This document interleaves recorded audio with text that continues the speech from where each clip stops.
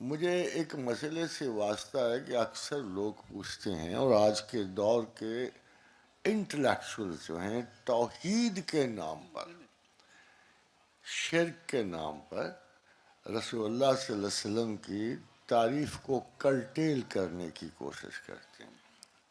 ان کا خیال یہ ہے کہ ہم شان رسول میں مبالغہ کرتے ہیں، مگر خواتین و حضرات پتہ تو تب چلے کہ اس مقام رسول کیا ہے جو تبھی مبالغے کا تعین ہوتا ہے۔ میں صرف اس تقریر سے پہلے یہ بڑا اہم ایک نکتہ آپ کو پیش کروں کہ ایک صوفی نے کہا تھا کہ آج تک زندگی میں فریب نفس سے نہیں آگاہی ہو سکی اور مقام رسول اللہ سے نہیں آگاہی ہو سکی۔ خواتین حضرات، قرآن کی ایک آیت پڑھتے پڑھتے میں ذرا سا چونک گیا۔ فَلِلَّهِ الْحَمْدُ فَلِلَّهِ الْحَمْدُ رَبِّ السَّمَاوَاتِ وَرَبِّ الْأَرْضِ رَبِّ الْعَالَمِينَ۔ بذات خود یہ آیت فصاحت اور بلاغت میں لاجواب ہے، مگر اس میں جو الفاظ ہیں میں اس کو آپ کو بتانا چاہتا ہوں۔ فَلِلَّهِ الْحَمْدُ رب السماوات و رب الارض رب العالمین۔ خواتین و حضرات، سماوات تو کچھ پہلے بھی پتا تھے، کچھ ماڈرن سائنس نے بھی بتا دیے، کائنات کی تخلیق بتا دی، اجزاء بتا دی۔ اسی طرح زمینوں کا علم اپنی زمینوں سے ہو جاتا ہے، کتنی وسیع ہوں گی، کیسے بس رہی ہوں گی، کیسے اللہ کا حکم اتر رہا ہوگا۔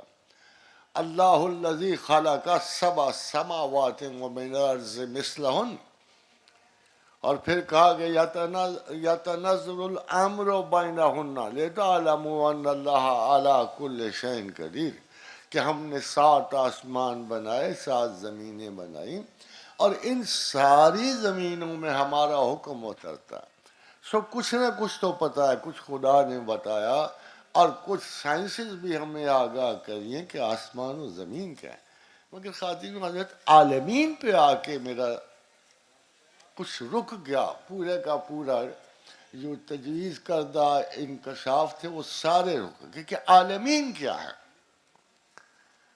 تو پروردگار عالم کے رسول مبارک نے ایک شخص کو تعویل قرآن کی دعا دی تھی، وہ سیدنا حضرت عبداللہ ابن عباس رضی اللہ تعالی۔ تو میں نے کہا چلو ان سے پوچھتے ہیں کیا ہے عالمین کیا ہے۔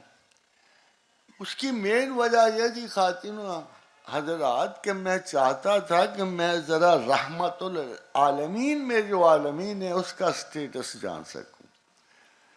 تو جب میں نے ان کی وضاحت پڑھی تو وہ میں آپ کی نظر کرتا ہوں۔ ابن عباس نے کہا 7 آسمان، 7 زمین وَبَيْنَهُمَا، اور جو ان کے درمیان ہے، اور وہ جسے ہم جانتے ہیں وہ جسے ہم نہیں جانتے۔ پھر سن لیجیے، 7 آسمان، 7 زمینیں، اور جو ان کے درمیان میں ہے، اور جسے ہم جانتے ہیں اور جسے ہم نہیں جانتے، سب عالمین ہیں۔ تو میں نے پھر سوچا خواتین و حضرات کہ رحمت للعالمین کا کیا مقام ہو جو ان سارے عالمین کے لیے باعث رحمت ہیں، تو میں کتنی تعریف کر سکتا ہوں جو مقام رسول تک پہنچے۔ میرا تو صرف ایک ہی خیال ہے کہ زبان جیسے بڑی پرانی بات ہے کہ پلائٹانس آف ایجپٹ نے کہا تھا کہ خدا کی تعریف میں اور ہمارے درمیان ایک ہرڈل حائل ہے، ہم اللہ کی تعریف کیوں نہیں پوری کر سکتے؟ ایک مشکل کی وجہ سے، وہ مشکل زبان ہے۔ ہماری زبانیں محدود ہیں، ہم مقتور بر خدا کی تعریف کر سکتے ہیں، اور یہی مسئلہ حائل ہے محمد رسول اللہ کی تعریف میں۔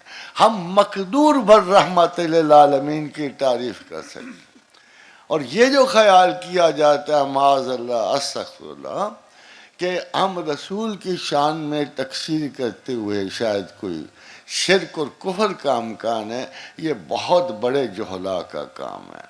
ایک فرق ہم سب کو واضح ہے کہ خدا ایک ہے اور رسول اللہ بھی ایک ہی ہے، خاتم المرسلین بھی ایک ہی ہیں، رحمت للعالمین بھی ایک ہی ہیں، اور یہ بندہ جانے اور اس کا مالک جانے۔ بعد از خدا بزرگ توئی، قصہ مختصر۔